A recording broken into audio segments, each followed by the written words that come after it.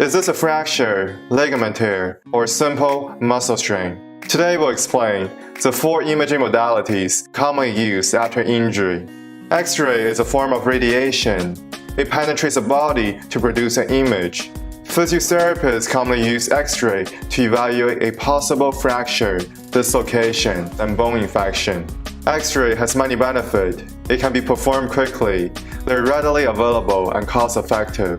The main limitation of X-ray is it produces a 2-dimensional image of a 3-dimensional object, so a minimum of 2 different views are often required to evaluate the site of injury.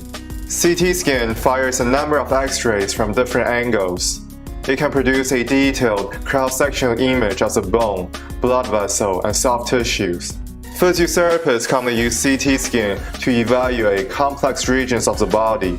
These include the spine, pelvis, ankle, and foot. CT scan has many benefits. It can detect small fractures that may have been missed on an X-ray. It can also produce a 3-dimensional image, which makes it easier to locate the site of injury. CT scan has many limitations. It is relatively expensive, and compared to the plain X-ray, it can expose a person to a greater amount of radiation. Ultrasound uses high-frequency sound waves to produce an image. Physiotherapists commonly use ultrasound to evaluate soft tissue such as the muscle, tendon, and ligament. Ultrasound has many benefits. It does not expose a person to any radiation. They're readily available, cost-effective, and most importantly, they can be performed during movement. This is particularly helpful in the evaluation of shoulder impingement.